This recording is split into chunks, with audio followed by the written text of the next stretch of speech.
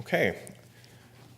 Our next presenter is Douglas Moon from the Department of Organizational Leadership, Policy, and Development.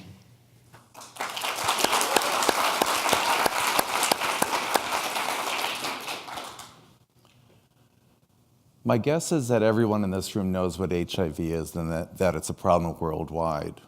What you may not know is that 40,000 new HIV infections occur in the United States every year alone, in the United States alone.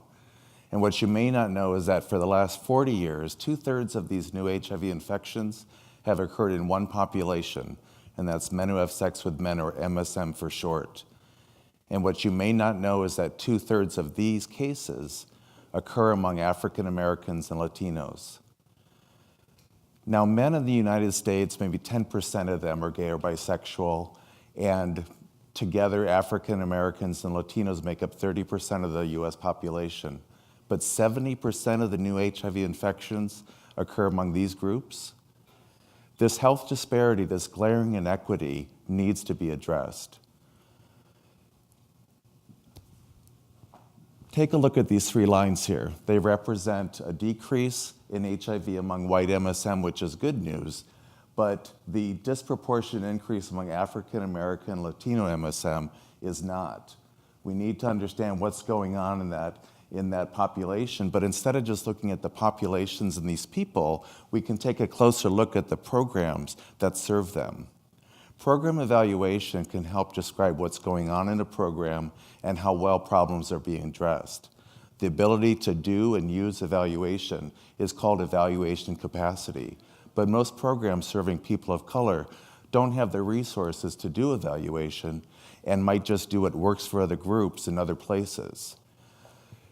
As I said, the ability to do and use evaluation is called evaluation capacity, and building an organization's evaluation capacity increases their likelihood of doing program evaluation, doing it better, and using evaluation to achieve better outcomes and fine-tune their approaches so they can do so.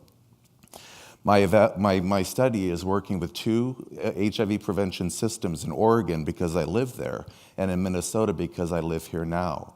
I will be interviewing staff and administrators from several HIV programs and exploring their attitudes toward evaluation, their skills and knowledge, and other organizational factors. I want to understand how routinely evaluation is used in HIV prevention programs, how these practices might be improved, and especially for gay men and MSM of color. My suggestion is that the problem might be systemic in nature, not just about individual behaviors.